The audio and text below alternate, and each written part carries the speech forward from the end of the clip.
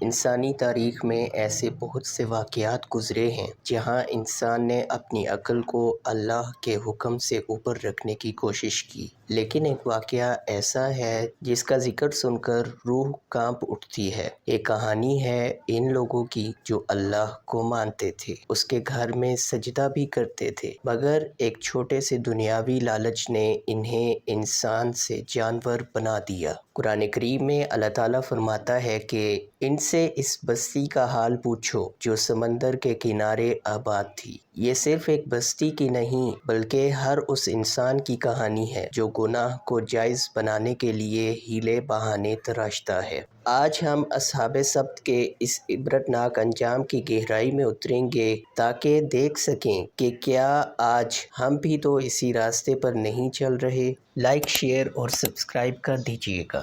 تو چلیے ویڈیو کا باقاعدہ آغاز کرتے ہیں۔ یہ واقعہ ایلا نامی ایک بستی کا ہے جو بحر احمر کے ساحل پر طور اور مدین کے درمیان واقع تھی۔ یہاں بنی اسرائیل کے لوگ آباد تھے جو تجارت اور ماہی گیری کے ماہر تھے۔ ان کے دین میں ہفتے کا دن یعنی سبت بہت مقدس تھا۔ اللہ کا حکم تھا کہ ہفتے کے دن دنیا کا کوئی کام نہیں ہوگا، بازار بند رہیں گے، کشتیاں کنارے پر رہیں گی اور پورا دن صرف اللہ کی عبادت کے لیے وقف ہوگا۔ کئی سالوں تک وہ اس حکم پر عمل کرتے رہے۔ ان کی زندگیوں میں سکون تھا، لیکن پھر اللہ نے ان کے ایمان کو آزمانے کا فیصلہ کیا۔ یہ ایک ایسا امتحان تھا جو ان کی سب سے بڑی کمزوری یعنی رزق کے لالچ پر حملہ آور ہونے والا تھا۔ اللہ کی قدرت کا کرشمہ دیکھیں کہ ہفتے کے باقی 6 دنوں میں سمندر خاموش رہتا، مچھلیاں گہرائی میں چھپی رہتیں اور شکاریوں کے ہاتھ بمشکل کچھ مچھلیاں آتیں۔ لیکن جیسے ہی ہفتے کی صبح ہوتی، سمندر کی سطح چاندی کی طرح چمکنے لگتی۔ ہزاروں لاکھوں مچھلیاں پانی کی سطح پر آ کر اچھل کود کرتیں جیسے وہ ان لوگوں کو دعوت دے رہی ہوں۔ یہ منظر دیکھ کر ان کے دل للچانے لگے۔ ایک طرف پیٹ کی بھوک اور مال کی ہوس تھی اور دوسری طرف رب کا وہ حکم جو انہیں مچھلی پکڑنے سے روکتا تھا۔ کچھ عرصے تک تو انہوں نے صبر کیا، لیکن پھر شیطان نے ان کے دلوں میں وسوسہ ڈالا کہ اللہ کا حکم توڑو نہیں بلکہ بس اسے تھوڑا سا گھما لو۔ پہلی بار ایک شخص نے ایک راستہ نکالا۔ اس نے ہفتے کے دن مچھلی پکڑی نہیں بلکہ ایک بڑی مچھلی کی دم میں رسی باندھ کر اسے کنارے پر ایک لکڑی سے باندھ دیا تاکہ وہ واپس سمندر میں نہ جا سکے۔ جب ہفتے کا دن ختم ہوا اور اتوار کی صبح ہوئی تو اس نے جا کر وہ مچھلی نکال لی اور لوگوں سے کہا کہ میں نے ہفتے کو مچھلی نہیں پکڑی، میں نے تو اتوار کو ہی نکالی ہے۔ یہ وہ پہلا قدم تھا جہاں سے گناہ کو حلال کرنے کا راستہ کھلا۔ آہستہ آہستہ یہ طریقہ پوری بستی میں پھیل گیا۔ لوگوں نے ساحل کے ساتھ چھوٹے چھوٹے گڑھے اور نہریں کھود لیں۔ ہفتے کے دن جب پانی چڑھتا تو مچھلیاں ان گڑھوں میں آ جاتیں اور شام کو جب پانی اترتا تو وہ مچھلیاں وہیں پھنس جاتیں۔ بستی والے اتوار کو جا کر انہیں پکڑ لیتے اور فخر سے کہتے کہ ہم نے ہفتے کی حرمت نہیں توڑی۔ جب یہ دھوکہ دہی عام ہوئی تو بستی کے بازار ہفتے کے دن بھرنے لگے۔ گناہ اب چھپ کر نہیں بلکہ اعلانیہ ہونے لگا۔ اس موقع پر پوری بستی 3 گروہوں میں بٹ گئی۔ پہلا گروہ ان نافرمانوں کا تھا جنہوں نے اللہ کو دھوکہ دینے کی کوشش کی تھی۔ دوسرا گروہ ان نیک لوگوں کا تھا جن کا دل تڑپ اٹھتا تھا، وہ ان نافرمانیوں کو گلیوں اور بازاروں میں روکتے اور اللہ کے عذاب سے ڈراتے تھے۔ اور تیسرا گروہ ان لوگوں کا تھا جو خود تو گناہ نہیں کرتے تھے لیکن گناہ کرنے والوں کو روکتے بھی نہیں تھے۔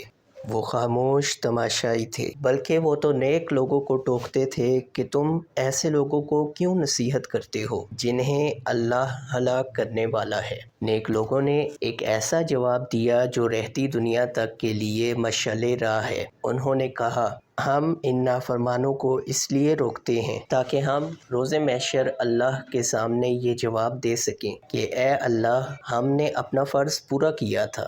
اسی طرح کچھ عرصہ گزر گیا اور آخر کار وہ وقت آ گیا جب اللہ نے ان کو دی ہوئی مہلت ختم کر دی۔ نیک لوگوں نے جب دیکھا کہ بستی والے باز نہیں آئیں گے تو انہوں نے اپنے اور نافرمانوں کے درمیان ایک دیوار کھڑی کر لی۔ یا بستی چھوڑ کر الگ ہو گئے۔